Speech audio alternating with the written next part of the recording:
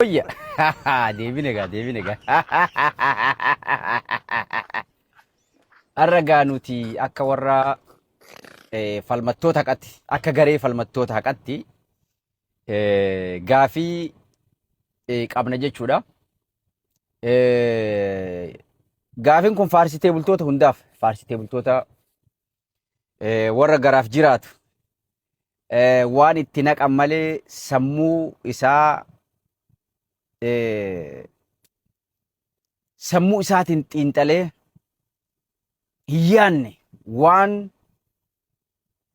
godhi jedhaniin qofa godhan warra garaa guuttachuudhaaf sirna nama nyaataa kana faarsu qofaaf jechuudha. Isin warri falmattoonni haqaa sheer godhaati biraan ga'a. Taap godha. Kaappilinkii godha. Kaappilinkii heddummeessaa sheer godhaati isaan biraan ga'a jechuu barbaadeeti. Hordoftoota kiyya egaa kabajamoo fi jaallatamoo akkam jirtan fayyaadha baga jiraattanii welcome isiniin jenna baga walitti deebine gaafin keenya aboo faarsitee bultoonni kun bar shoorti meemorii qabanii beeytu. Shoorti meemorii qabdan isin yaa faarsitee bultoota jechuun waan amma dubbattan malee waan kaleessa dubbattan hin yaadattan. Boriif ammoo hin xiinxaltan. Waan afaan keessan keessaa bahu idit gootanii hin dubbattan. Yaa faarsitee bultoota.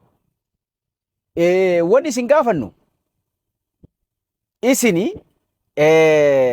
amma dura Abjaawar Mahamadi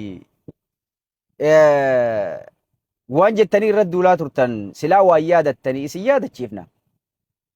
Jaawar Mahamad baqataadha. Jaawar Mahamad biyya baqattummaadhaan agartee paaspoortii malee kophaasaa biyya namaa taa'a mooraa baqattummaa jiraata maarreedha jechaa turtan jechuudha. Isin yaadachiifna. Jaawar Mahamad viizaan qabu. Jaawar Mahamad paaspoortiin qabu. Jaawar Mahamad akkana baqattummaadhaan biyya namaa jiraata jettanii hafarsaa turtan jechuudha. Okay.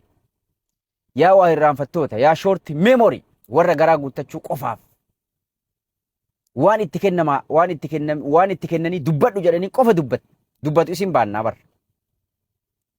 Gantoota garaa warra garaaf rabbiin gaarbeeja walitti uumee biltsiginnaan akka feeteetti ergattu isin baannaa bar. Yaa warra waan kaleessa dabre yaadanne kaleessuma waan jedhe yaadanne.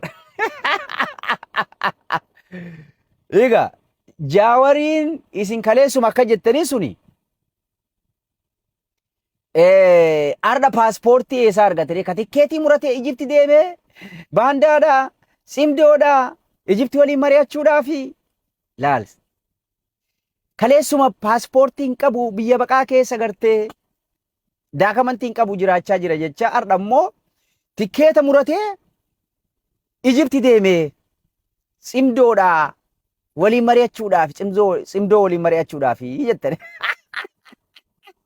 Waan nama jaamsiisa. Okay, arra tikkeeta kana isinii muree fi duuba moo paaspoortii san isintu ergee fi haala mijjeessee fi achi ergee.